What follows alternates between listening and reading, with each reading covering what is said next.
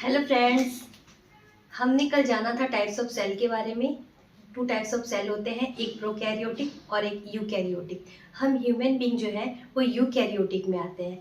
आज हम जानते हैं कि संख्या के आधार पर सेल कितने प्रकार के होते हैं। सेल संख्या के आधार पर भी हम कहते हैं कि सेल 2 टाइप्स के ही होते हैं। एक होते हैं यूनिसेल्यूलर,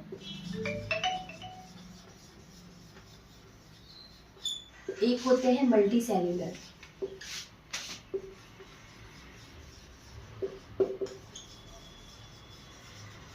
ठीक है, यूनिसेल्यूलर को कहते हैं एक कोशिकीय,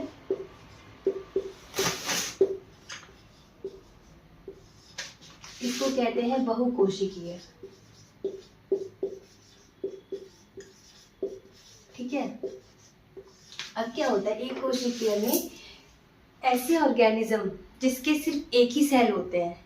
ठीक है, इसके जो एग्जाम्पल है वो है अमीबा। इसके जो एग्जाम्पल है वो है अमीबा। जैसे कि एक ही सेल होते हैं, ऐसे ऑर्गेनिज्म जिसके एक ही सेल होते हैं, मतलब वो न्यूट्रिशन भी खुद लेता है, डाइजेशन भी खुद करता है और एक्सक्रीशन भी खुद करता है। लेकिन बहुकोशिकीय में क्या होता है, एक स्पेशल टिश्यू हो जाते हैं, स्पेशल, जिसे हम कहते हैं टिश्यू। ठीक है, एक से अधिक कोशिका, एक से अधिक सेल जो होते हैं वो मल्टी सेलुलर में आते हैं। इसका जो बेस्ट एग्जांपल है वो है प्लांट्स एंड एनिमल्स।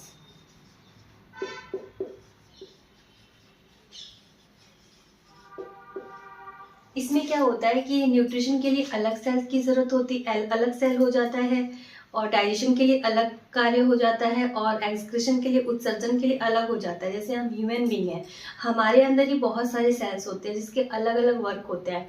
और जो एलिफेंट होते हैं उसके अंदर तो बहुत सारी कोशिका होती है, उसकी भी अलग अलग कोशिका वर्क करती है। और जो व्हेल मछली है उसके अंदर तो और भी करोड़ों ही सेल्स होते होंगे।